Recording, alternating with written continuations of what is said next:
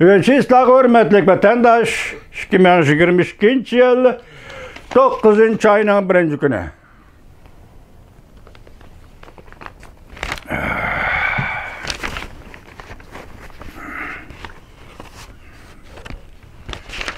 Endiki devamı yukarıki makalına var, haberinin devamı vatandaş.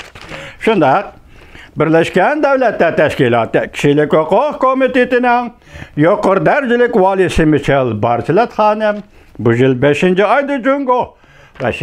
müstemlik Uyg'uriston'ni ziyorat qilib qaytgandan keyin Michel Bacheletni tanqidlash keskinlashdi.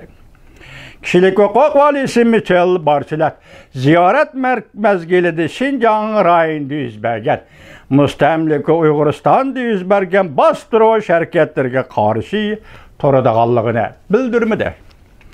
Balki uning bu qatimqi ziyoratining muhim natijasi Jungo doiralari bilan yuqori darajalik muhokama olib berishni ilgari surganligidir deb ko'rsatildi. Birleşken Devletler Teşkilatı Kişilik Hukuk Komiteti'nin yuqori darajalik valisi Michel Bachelet'nin sözü ibarələri chet eldeki Uyg'urlar ve kişilik hukuk teşkilatlarının ayıplisi uçurdu. Ular kişilik hukuk valisi Michel Bachelet'ni nayte keng ko'lamlik bostirishga salqardi deb ayıpladı. Lekin kişilik hukuk valisi Michel Bachelet hanımның işxanası tayyorlagan doklad nurg'un kishilar ve kişilik hukuk teşkilatlarının ümidini tug'dirdi. Birleşken Devletler Teşkilatı Kişilik Hukuk Komiteti Şinjan'ın müstemlik Uyg'uristonning kişilik huquqi to'g'risida tayyorlagan dokladının xulosasi qismida mundaq ko'rsatildi. Xulosasi chiqarishga asosimiz bor ki Şinjan'da müstemlik Uyg'uristonda nayt zo'r ko'lamlik xohlagancha nazarband qilish shakli o'ttirg'i chiqdi. Kem bo'lganda 2017 yildan 2019 yillar oralig'ida mundaq nazarband qilish nayt zo'r Uyg'urlar va boshqa sonliq millatlarni asos qilgan rayonlarga ta'sir ko'rsatdi. Birleşken Devletler Teşkilatı'nın organları mundaq ko'rsatdi. O, yani Michel Bachelet hanım statistikalik, yani sonliq ma'lumotlar kam bo'lgan ahvol ostida qanchalik odamning nazarband qilinganligini ko'rsatib berdi.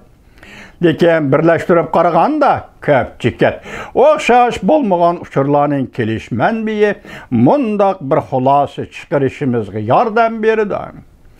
Kasbi terbiyeleş ve terbiyeleş merkezi sisteminin maksidi ve bu maksatını muşurayında pütkül coğrafya dairesi de keng ko'lamda qo'llanishdan ibaret. Bütün Uyg'uriston bo'ylab nazarbandxona qurishdi. Birleşken Devletler Teşkilatı shundoq bayqadiki, doiralar nazarband qilinganlarga ishlatgan taktikalik siyosat ularni ochib qo'yish ve namalum hukul urushdan ibaret. Nazarband qilinganlarni ochib qo'yish, navbatda kasal niqob bilan uyga qamalganlarni ochib qo'yish bu qirg'inchilikning yana bir shakli vatandoshlar. Ochib qo'yish hukul urushdan ibaret.